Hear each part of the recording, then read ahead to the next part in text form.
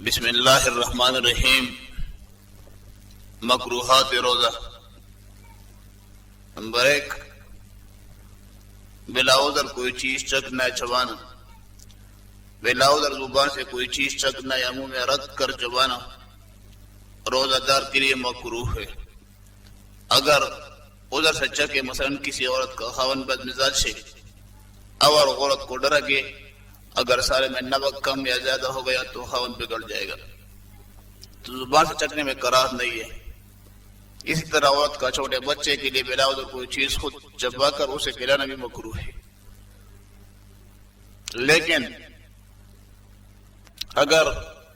لیکن عذر سے کھلائے کہ بچے کے لیے دوسری نرم غذا موجود نہ ہو، نہ ہی بغیر روزہ کے کوئی دوسرا آدمی موجود ہو جو بچے کو اذا چبا کر دے، تو ایسی صورت میں کراہت نہیں ہے۔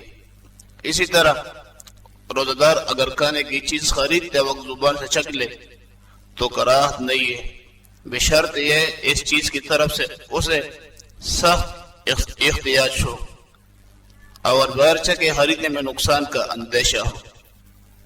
ان تمام صورتوں میں کراہت کا حکم فرض و واجب روزہ سے متعلق تھا، نفلی روزہ ہو تو کراہت نہیں ہے۔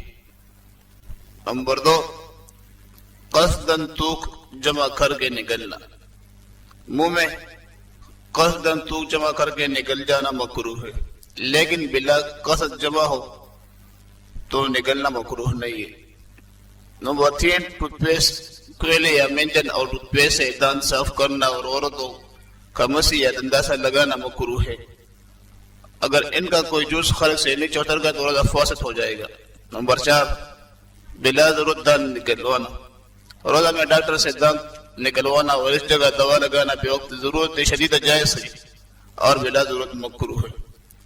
نمبر 5، غیبت وغیرہ، غیبت، چغل، جھوٹ، بہتان، تراشی، پخش گوئی، بےہودگی، گالی گلوچ، ایذا رسانی اور گناہ کے تمام کام یوں تو ہر وقت ہر حال میں حرام و ناجائز ہے، مگر روزہ دار آدمی کے لیے ان کی حرمت و شناعت دو چند ہو جاتی ہے اور ان کے کرنے کے سبب روزہ سخت مکروہ ہو جاتا ہے، بلکہ حدیث کے مطابق ان کی گناہوں کی نفرت سے روزہ کا اجر و ثواب ہی غارت ہو جاتا ہے۔